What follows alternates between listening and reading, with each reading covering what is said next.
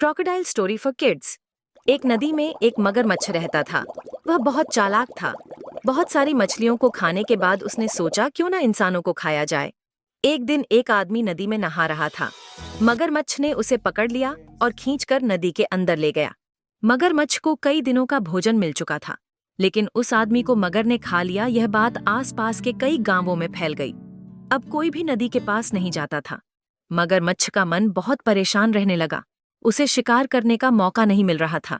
एक दिन वह पानी के अंदर तैरकर मछलियों को खाने की कोशिश कर रहा था।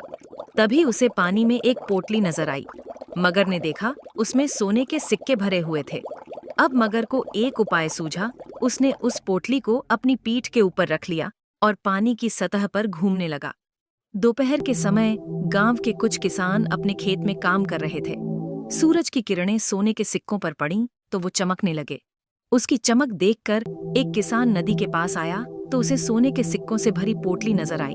दूर से उसे पोटली के नीचे मगर जो कि पानी के अंदर था, वह नहीं दिखा। वह किसान सोने के लालच में जैसे ही पानी में गया, मगर ने उसका पैर पकड़कर खींच लिया। अब मगर का यह हर दिन का काम हो गया। वह दोपहर के समय नदी के किसी न किसी किनारे पर अपनी पीठ पर सोने के सिक्कों की पोटली रखकर पहुंच जाता। सीधे साधे गांव वाले सोने के लालच में मगर का शिकार बन जाते थे।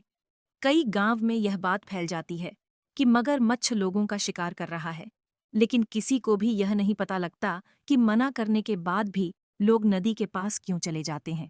एक दिन सभी गांव वालों ने मिलकर पंचायत की। उसमें फैसला लिया गया कि नदी के किनारे पर पहरा देने के लिए गांव के कुछ नौजवान जो दूर खड़े रहकर नदी पर नजर रखेंगे कि कोई नदी में न जाए। गांव के नौजवानों को नदी के किनारे पर खड़ा कर दिया गया। मगरमच्छ ने जब यह सब देखा तो वह कुछ दिन के लिए वहां से दूर चला गया। पोटली को उसने एक पत्थर के नीचे छुपा दिया। जब से नदी के किनारे लोगों को खड़ा किया गया, एक भी आदमी के मरने की खबर नहीं आई। कुछ दिन बाद लोग बेफिक्र हो गए।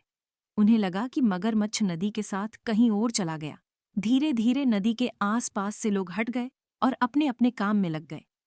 कुछ दिन सब ठीक चलता रहा, लेकिन 2 महीने बाद ही फिर से गांव के लोग गायब होने लगे। इससे सब बहुत परेशान हो जाते हैं।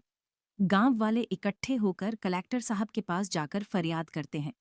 कलेक्टर साहब शहर से 2 शिकारियों को बुलाकर नदी किनारे छिपा देते हैं। दोनों शिकारी छिपकर देखने लगते हैं कि मगर कब आता है, लेकिन कुछ दिन मगर नहीं आता।